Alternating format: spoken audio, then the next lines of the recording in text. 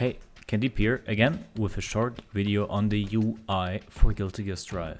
If you haven't seen my previous 50-minute long video on all other UI stuff in Guilty Gear Strive right now, you can find it in the description below.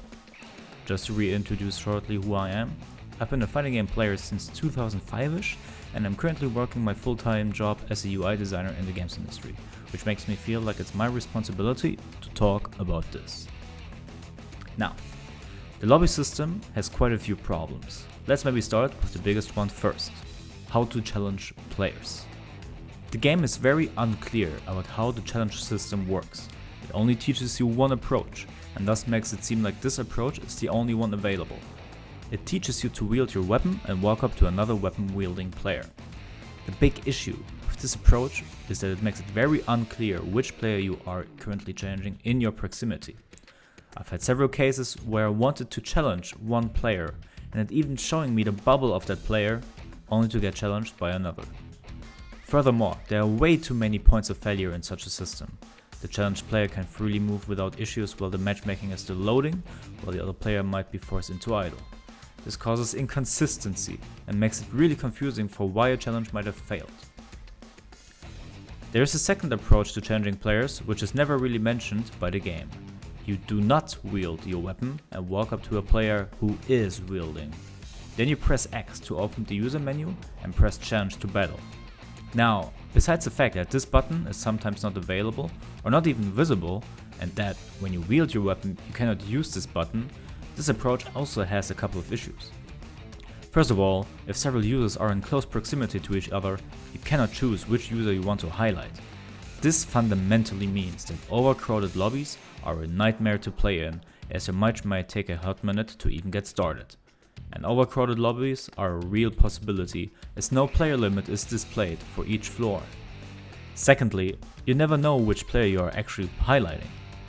The menu doesn't even mention a username, so when you are challenging a player through this method, you are essentially guessing which player you are facing. Finally, in conjuncture with the first method, this method can create challenge conflicts. You might challenge a player who is already being challenged through the weapon wielding, forcing you into idle while your chances to actually retrieve the match are non-existent.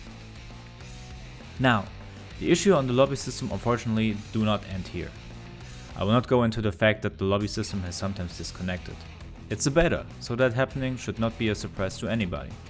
However, it is not a good idea to let a player logically leave the lobby whenever he or she ranks up or down. In the beta, it is especially noticeable, since that causes you to no longer see a pool of players in the lobby. It's almost as if there are several instances of each floor. Instead, the rank up should happen in the lobby itself or in the result screen of a match, and it should never change your lobby status. It gives other players the impression that you have left the lobby, making rematches extremely unlikely. Aside from these matchmaking issues, there are some more problems that this lobby system shows us. I will quickly summarize them in bullet points. The chat gets overcrowded with system messages like "let's battle". Player names is only visible when standing still, making identification extremely difficult. There is no indicator whatsoever about the rank, connection or region, making unsatisfying matches extremely likely regardless of the netcode. There is no connection indicator inside a fight, making it very difficult to register possible lag spikes. The reason this is important in this game is because of constant screen freezes and hit freezes at counter hits, Roman cancels and similar cause, where the visuals or inputs do not give that feedback. Player names are way too hidden during a fight and barely even readable. This is a common issue with the whole UI of the game and will make it difficult to read the UI in the spur of a moment and in settings like playing on TV or watching in streams. Your own text messages in the lobby hides all the other bubbles, especially player info.